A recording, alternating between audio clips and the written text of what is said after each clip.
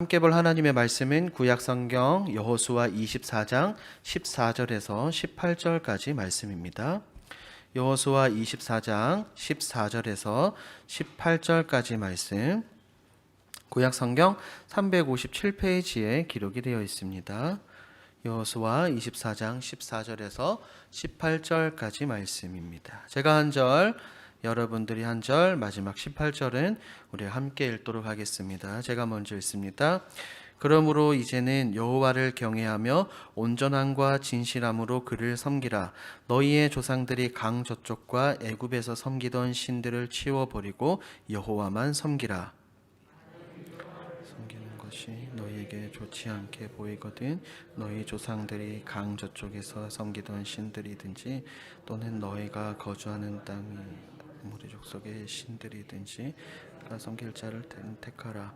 오직 나와 내 집은 여호와를 섬기겠노라 하니, 백성이 대답하여 이르되 우리가 결단코 여호와를 버리고 다른 신들을 섬기기를 하지 아니하오리니 이는 우리 하나님 여호와께서 친히 우리 조상들을 인도하여 애굽 땅 종되었던 집에서 올라오게 하시고 우리 목전에서 그 큰 이적들을 행하시고 행한 모든 길과 우리가 지나온 모든 백성들 중 우리를 보호하셨음이며, 우리 함께 읽습니다. 여호와께서 또 모든 백성들과 이 땅에 거주하던 아모리 족속을 우리 앞에서 쫓아내셨음이라. 그러므로 우리도 여호와를 섬기리니 그는 우리 하나님이시니이다 하니라. 아멘. 할렐루야. 우리 앞뒤 좌우 인사하겠습니다. 오직 하나님만 섬깁시다. 아멘.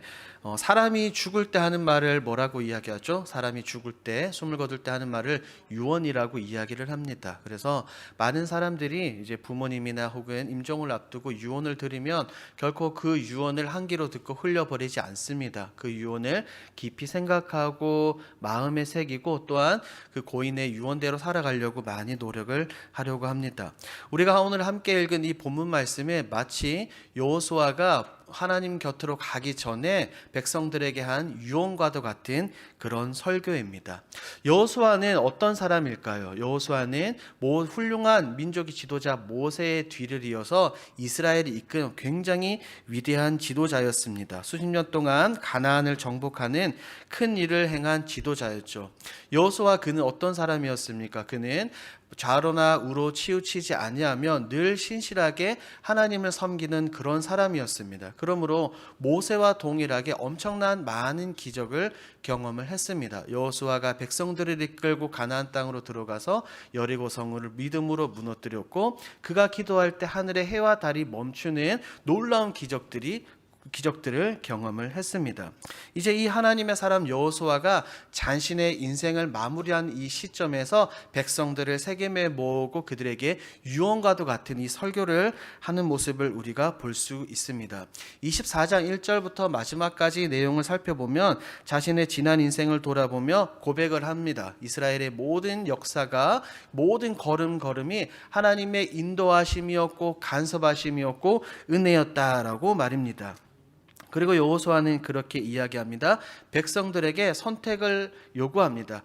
나는 나와 내 집을 오직 여호와를 섬길 것인데 당신들은 어떻게 할 것이나 여러분들은 선택하고 결단하라라고 이야기를 합니다. 우리가 오늘 함께 살펴보고자 하는 것은 왜 여호수아가 다른 것이 아니라 오직 여호와 하나님만 섬기기를 원했는지 그 이유를 살펴보며 2022년도 우리 동강의 모든 성도들이 이 여호수아와 같은 굳건한 믿음의 결단을 하길 주님의 이름으로 소망합니다. 자, 왜 여호수아는 다른 것이 아니라 오직 여호와 하나님만 섬기겠다라고 그가 굳건하게 이야기를 했을까요? 왜냐하면 첫 번째로 우리가 함께 나눌 것은 이것은 하나님께서 인도해 주셨기 때문입니다. 여러분 눈으로 성경을 한번 보도록 하겠습니다. 자, 1절 말씀을 보면 여호수아가 세겜의 모든 사람들을 모으고 그들에게 이야기를 합니다. 그리고 2절, 3절, 4절부터는 그들의 자신들의 조상의 역사를 간단하게 나열하는 모습을 볼 수가 있어요. 아브라함을 불러주시고 그를 약속의 땅으로 인도해 주십니다. 5절과 6절 이렇게 말씀을 보니까 그들이 출애굽하고 7절에서 홍해를 건넙니다. 8절부터는 약속의 땅으로 들어가고 점령하는 모든 내용들이 다 나옵니다. 자, 여러분 저를 보십시오.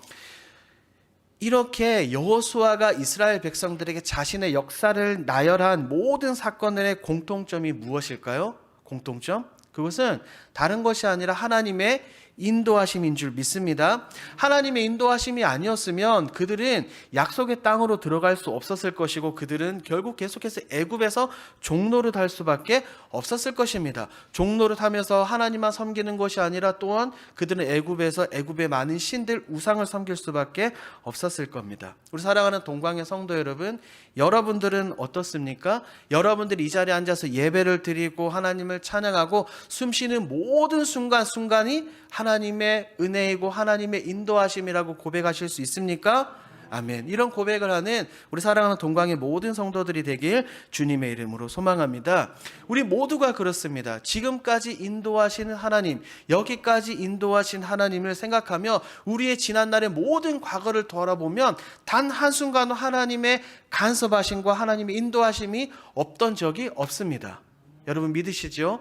기독교 역사상 가장 위대한 성자 교부라고 일컫는 어거스틴이라는 사람이 있습니다. 그는 하나님을 만나고 그가 진리를 찾기 이전에 허랑방탕한 삶을 살았습니다. 때로는 이단에 빠지기도 하고 때로는 정력에 사로잡혀서 굉장히 좀 불온한 그런 삶을 살았습니다. 하지만 결국 그가 로마서 말씀을 붙들고 회심하고 나서 그가 어떻게 고백했냐면 이 모든 것이 다 하나님의 은혜입니다 라고 고백을 했습니다. 이런 어거스틴의 고백과 같이 또한 본문에 등장하는 여호수아 이 고백과 같이 우리 사랑하는 동광의 모든 성도들도 모든 것이 하나님의 은혜였습니다 라고 고백하며 나아가기를 주님의 이름으로 소망합니다. 하나님은 우리의 평생의 삶을 인도해 주실 것이며 결국 이스라엘 백성들이 젖과 꿀이 흐르는 가나안 땅에 들어갔던 것처럼 우리의 삶을 하나님께서 인도하셔서 저 천국으로 이끌어 주실 줄 믿습니다.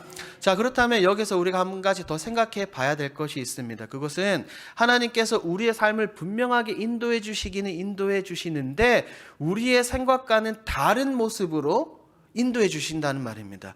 아까 2절과 3절을 통해서 우리가 살펴보았듯이 여호수아는 자신들의 조상 아브라함의 이야기를 했습니다. 창세기 12장 1, 2, 3절 말씀을 보면 아브라함을 부르시고 너의 고향과 친척과 아비 집을 떠나라 라고 아브라함에게 명령하시는 모습을 볼 수가 있습니다.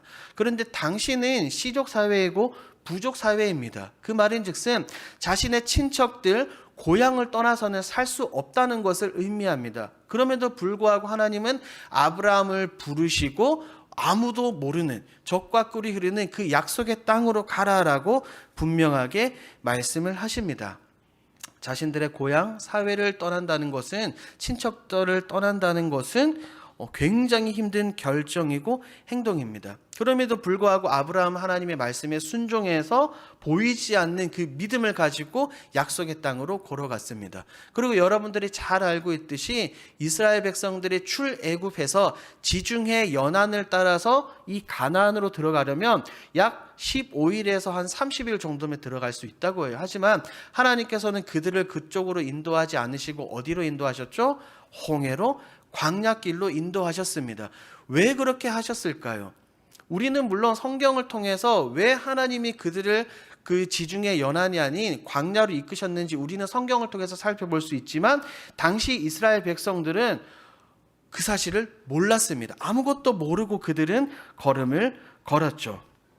사실 우리들의 삶도 여러분들의 삶도 때로는 그렇지 않습니까? 여러분들의 삶을 되돌아보면 때로는 삶에 문제가 있을 때 하나님께서 그 문제들을 바로 해결해 주시지 않으시고 때로는 침묵하시는 것 같기도 하고 때로는 우리를 광야로 보내서 빙빙빙 돌리시는 것 같은 그런 그런 상황들도 많습니다. 그래서 때로는 하나님께 원망도 하고 때로는 하나님께 떼를 쓰기도 하고 때로는 신앙의 자리, 예배 자리를 떠나기도 합니다. 도대체 왜 하나님은 나의 생각과 나의 계획과 이런 다르게 우리 삶을 인도하실까요? 그 답을 우리는 성경 속에서 찾아볼 필요가 있습니다. 하나님께서는 왜 이렇게 우리를 때로는 돌리시고 다른 길로 인도하시는가? 그 해답이 바로 신명기 8장 16절에 나와 있습니다. 신명기 8장 16절 말씀 여러분들이 한번 읽어 주십시오. 시작.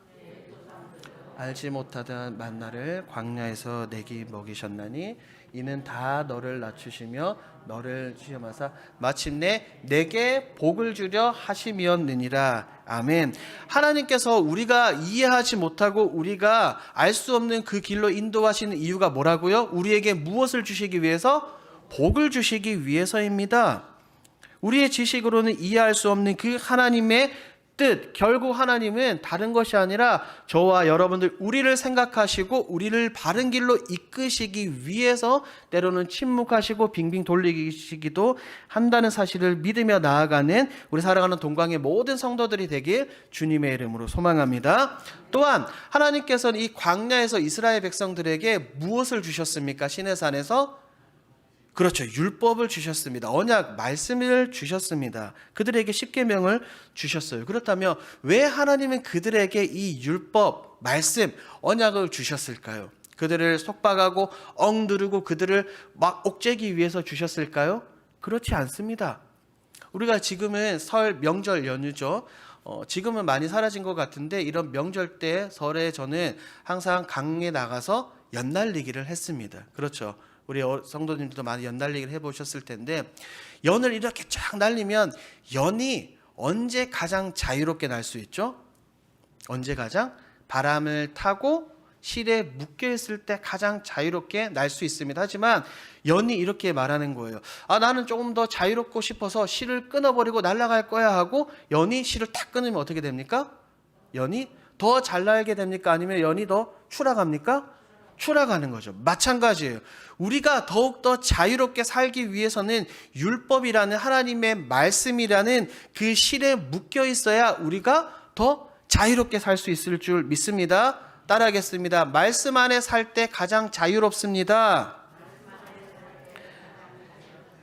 맞습니다. 이스라엘 백성들과 우리 역시 율법대로 살면, 말씀대로 살면 그것이 우리 삶에 있어서 가장 자유로운 삶인 줄 믿습니다. 중요한 것은 우리가 율법대로 사는 것은 중요하지만 율법주의자가 되어서는 안 된다는 거예요. 바리새인들처럼 율법주의자가 되어서는 절대로 안 됩니다. 마찬가지로 이스라엘 백성들에게 율법을 주셨듯이 우리에게도 말씀을 주셨습니다. 성경을 주셨습니다. 그러니 우리 사랑하는 동광의 성도 여러분, 2022년도에는 다른 것이 아니라 여호수아가 고백하는 것처럼 여호와 하나님만 섬기고 말씀의 인도하심에 따라 살아가는 저와 여러분들이 되길 주님의 이름으로 소망합니다. 두 번째로는 왜 이렇게 여호수아는 백성들에게 오직 하나님만 선택하겠다라고 그가 고백을 했을까요? 한번 따라하겠습니다. 하나님께서 승리하게 해주셨습니다. 맞아요. 여호수아가 백성들에게 이렇게 이야기할 수 있는 것은 하나님께 완전한 승리가 있다는 사실을 여호수아는 기억하고 알고 경험했기 때문입니다. 제가 설교 서두에 말씀을 드렸지만 이스라엘 백성들을 지금까지 인도해 주시고 광야나 혹은 이 약속의 땅에 들어와서 전쟁 가운데 이길 수 있었던 것은 그들의 힘과 능력, 지혜가 아니죠. 누구의 힘으로부터 그게 승리가 나온 것입니까? 하나님으로부터 나왔습니다. 여러분, 그런 말이 있죠. 걸어가는 사람 위에 어떤 사람 있죠?